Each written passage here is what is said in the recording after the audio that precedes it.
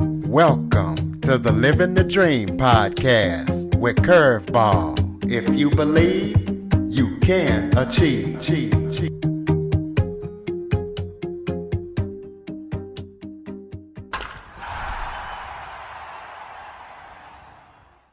Welcome to the Living the Dream with Curveball podcast, a show where I interview guests that teach, motivate, and inspire.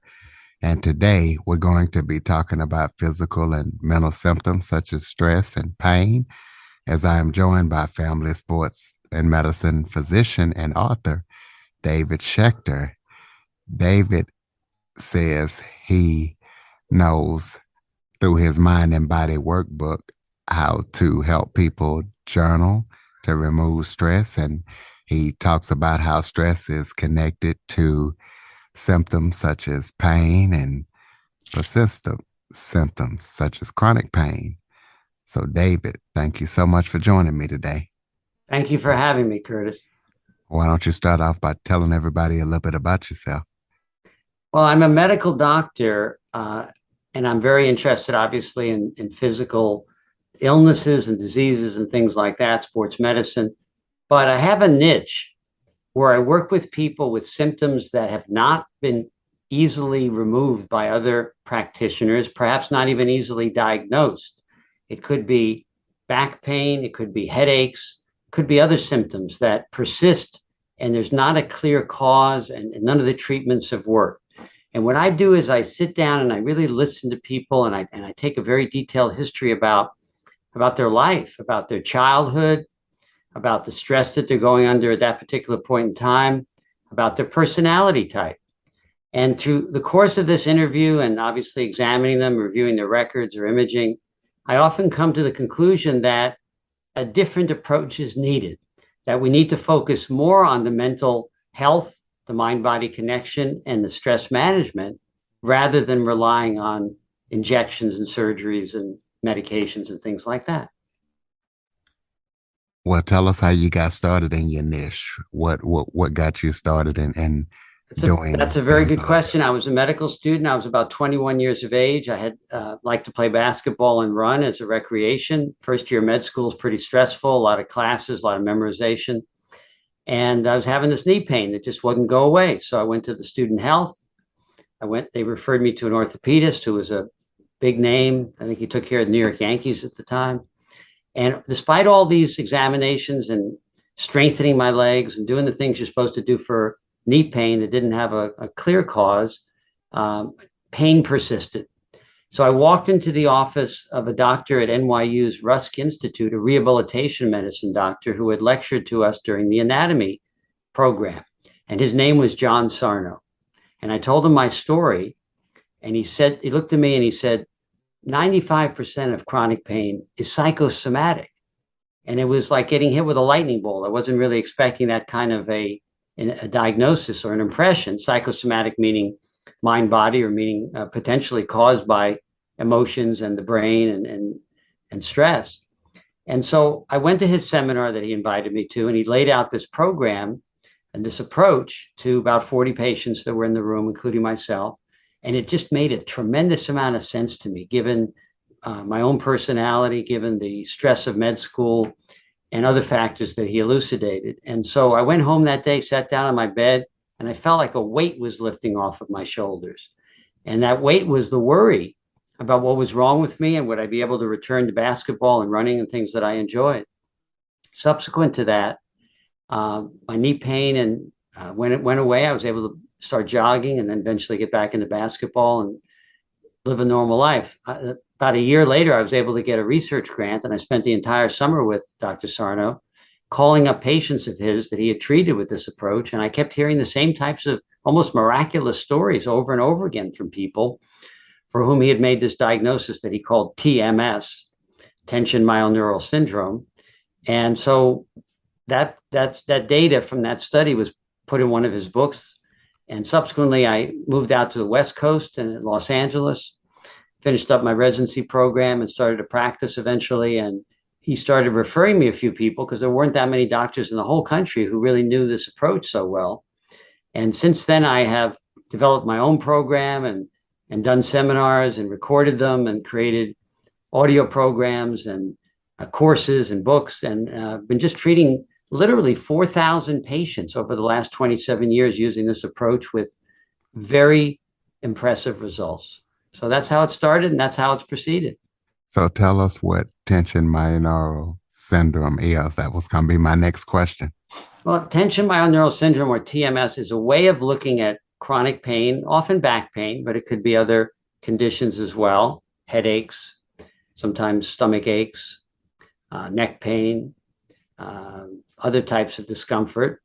It's a way of looking at it that focuses on tension, and typically there's muscle spasms or tension as well, not always.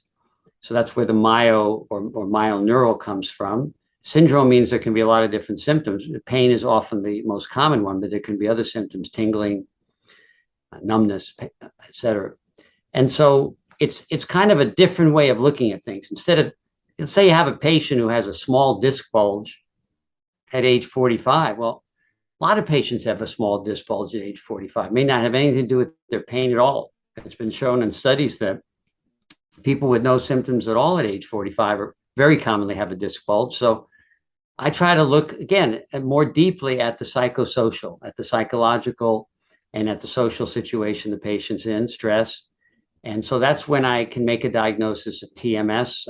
I look at personality type. We call it a type T personality. Maybe this certainly applied to me. Maybe it applies to some of your listeners.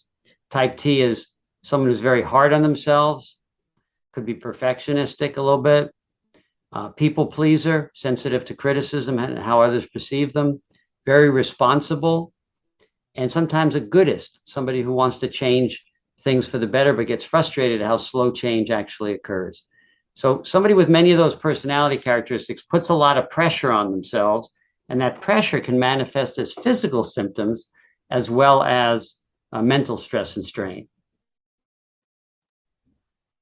So after you diagnose a person with TMS, tell us about the treatment program and the role that writing and journaling plays in the treatment program. Absolutely, Curtis. Well, first of all, the treatment begins with the diagnosis, because once I'm telling you that there really isn't anything structurally or biomechanically or biomedically wrong, I'm telling you there's a different way of looking at it. It's not imaginary. It's real pain or real symptoms, but it starts with that education. So Sarno would say to me, education is the penicillin for this condition. So teaching, learning, reading a book. One of the elements of the program that we use is journaling. So you had asked about that. Journaling is writing for 10 or 15 minutes a day about your feelings, not about what happened that day. So you don't say, I went to the supermarket, but you might say, I got frustrated and upset at the checkout stand at the supermarket because somebody was rude to me. And here's how I felt. And this reminds me of how, Uncle Joe used to treat me as a kid. And so you start free associating. And a lot of emotional stuff can come up when you write, when you journal. And it's a systematic thing. You try to write for 10 or 15 minutes a day, most days of the week. Since many patients struggle to write in a completely blank notebook, about 20 years ago, I wrote a book called the Mind Body Workbook that still is quite popular. It's a structured journal. It gives you 30 days worth of questions, worth of prompts that you kind of respond to and write about, so that you have a structure to kind of analyzing yourself. It's sort of self-psychotherapy. And so journaling is one thing that we use. Education, reading books on this subject. There's also videos and podcasts like this one could be used as an educational piece of the puzzle for people. I have an online course I've developed. Sometimes we get people into individual psychotherapy, or sometimes we have groups that we do where there's a psychologist, myself, and 6 or 8 patients meeting to talk about the obstacles, the pressures, how people are coping with things. And that can be very effective as well. So it completely changes it from focusing on the body to focusing on the psychology and the emotions. So tell us about some of the success stories that you've heard about from some of your patients that went through this method. Well, fortunately, there's a lot of them. I've had people that were very serious musicians, professional musicians who just developed arm pain, maybe from the stress of performing and things. And they violin, you have to use your arms. So, we work with them on this model. Sometimes they did a little bit of therapy, journaling, reading. And over the course of a couple of months, I've had these professional musicians able to go back to playing their instrument without pain. And so that was a dramatic success. I've had I had one man who said to me, "My son is 17 years old and he's never seen me run." And I said, "Right, you mean like running a long distance?" He said, "No, I don't even run 15 feet because I'm afraid to run because I have a bad back and I'm convinced it's going to make me worse." So when after he came in to be examined and I reviewed his history, I said to him, your back is okay. There's really nothing seriously wrong with your back, and there's no reason why you couldn't walk or even jog a little bit.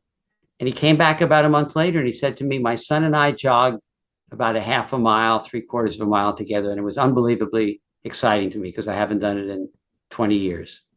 So that type of, that really warms the heart. I mean, people making these types of recoveries, the difference is that it's not just me doing it, right? It's a team effort.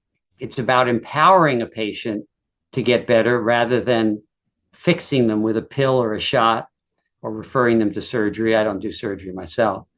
And so it's making the patient, guiding the patient on the healing journey and empowering them to start living their life again. Because people with chronic symptoms, chronic pain, just get stuck in a very limited life, very limited way of being. And I'm sure people in your audience who have this problem can relate to that. Speaking of the audience, how can people learn more about this method? Well, I can recommend the website that I have, which is mindbodymedicine.com, just a string of words, mindbodymedicine.com. If you are an Amazon customer, I mentioned my workbook. It's called The Mind Body Workbook by David Schechter. I also have a book called Think Away Your Pain. If you have a friend who speaks Spanish, we have a Spanish version of that book as well. We even have a mini workbook for teenagers because I want to bring this into the schools and start exposing younger people to journaling and other techniques about stress so that they don't develop the stress when they get older. So the website is good. There's also, I'm part of a nonprofit that is advocating for this work nationally. And the abbreviation that they use is PPD, psychophysiologic disorders, but you can just do ppdassociation.org. And that's another website that has great information on it and classes and things. So I think if you start with those websites and potentially a book, you could learn more about this, or maybe you have a friend or a family member who's been suffering from pain for a long period of time, or other difficult to explain or difficult to diagnose conditions, and it may be worth them reading it. I find that sometimes people are not initially open to it, and they might get a book from a friend or a gift, and then maybe they put it aside. Maybe a few months later, they pick up the book, and suddenly it seems much more relevant, much more interesting to them, and they read the book and they connect to it, and then they're seeking out help. So there are doctors in a number of cities, not every city, who have followed this work and developed these techniques. And I also am able to do telehealth now, telemedicine in about 43 states at this point. So it's not as good as being in person, but it's the next best thing. So I'm able to examine people, so to speak, talk to them, review their histories and imaging and things for online consultations. By contacting my office through that website, you can potentially schedule an appointment for that. I do accept many of the major PPO insurances, but this is a way. It's a different way of thinking. It's a different way of thinking about things, because naturally, if your back hurts, you think there's something wrong with your back. But an orthopedic surgeon that I work with, who has kind of converted it partially, at least, to this approach, he says chronic back pain is more of a brain than a back disorder, which means that Your back is actually healthy, although it hurts, but your nervous system has retained the signals for pain, perhaps from an injury or just perhaps from the buildup of muscle tension and stress.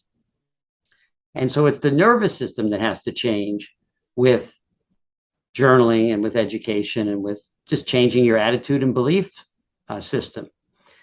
So another thing we use is affirmations. These are simple phrases you repeat to yourself to kind of change your attitude about your pain. So that's another approach we use. Another way for listeners to find out more information about your method is through your movie that you're in regarding pain. So tell us about that. Yeah, so there was a movie made about 5 years ago by a director who himself had chronic pain, and he saw Dr. Sarno toward the end of his career, and he came out to interview me and some other people in Los Angeles. And so I do make an appearance in that movie. It's called All the Rage. All the Rage. And you can stream that movie on Amazon Prime or Vimeo. It tells the story through this one person's experience. And then there's some interviewing at the end of me and some other doctors. Also, a couple of celebrities who were treated by Dr. Sarno earlier. Larry David appears in the movie, Howard Stern. Both of them had success with this approach, working with Dr. Sarno during his career. So if you like a movie, that's a good one. Thanks for mentioning that. So, in your opinion, tell us what you feel is missing in healthcare and how you feel like you can fill the gap with what you're doing. What's missing in healthcare is the doctor really listening to the patient, taking the time to get to know the patient, not just their body, but the entirety of the patient's human existence, human experience, because health is not just about your blood pressure and your weight, although those are important. It's also about your happiness. It's also about your stress. It's also about your frustrations. It's also about your childhood traumas that have not yet been fully processed or exposed. And so I think the problem with healthcare is we have a very biomedical model instead of a biopsychosocial model. And that's something that I was convinced of very early in my career. And I've been fortunate to be able to work with patients who are open to a more expanded biopsychosocial model. And we get great results from people who are willing to look at their health in this broader perspective. Do you have any current or upcoming projects that you're working on that people need to know about? I'm trying to get a curriculum, and this is a free effort, not a business effort. I'm trying to do this pro bono. I'm trying to get a curriculum for middle school, high school students where they get a little bit of exposure during health education classes to stress, managing and balancing stress, understanding how emotions affect you both mentally and physically, and a little bit of a teenage workbook as well in this program, so they can learn to journal. So that's a project that I'm working on. I've also been working with a company called Menda, M-E-N-D-A, Menda.health. And these are people, it was founded by two young men who have successfully been treated for chronic pain. And they developed an app, and now they've developed an online program for people who can go to group classes, group treatment. And they're getting some good results. I've been consulting with them on the program. We've presented their program to a couple of hospitals, including Mount Sinai Hospital in New York. And there's interest in bringing this into some of the hospitals, which is basically their doctors would diagnose TMS, if you will, or PPD, and then refer people to the Menda program since they're not experts at treating the condition in their own practices. So that's another project that I'm working on, Menda.health, and the school curriculum as well. So close us out with some final thoughts. Maybe it's something that I didn't touch on that you would like to talk about, or any final thoughts that you have for the listeners. I ask the listeners, if you are suffering from chronic symptoms, especially chronic pain, if you've not had a clear diagnosis or treatment that's been effective for you long term, be open. Just be open to the possibility that the mind, brain, and emotions might be playing more of a role than you perhaps initially realized, or that your doctors realized. And the way to be open to that is then to read or listen to something, either watch the movie, go on the website I mentioned, mindbodymedicine.com, read a book in this field, and you may be surprised in that you may get an answer that you were looking for but didn't realize you'd find it in this particular place. Good luck to you. Good luck, ladies and gentlemen. Go to mindbodymedicine.com, pick up Dr. Schechter's books, and if you need him, hit him up for some telehealth, and be sure to follow, rate, review, share this episode to as many people as possible, especially those who are dealing with stress and pain in their lives. Maybe Dr. Schechter can help them out. Dr. Schechter, thank you so much for joining me today. Thank you for having me, Curtis. For more information on the Living the Dream podcast, visit www.djcurveball.com. Until next time, stay focused on living the dream.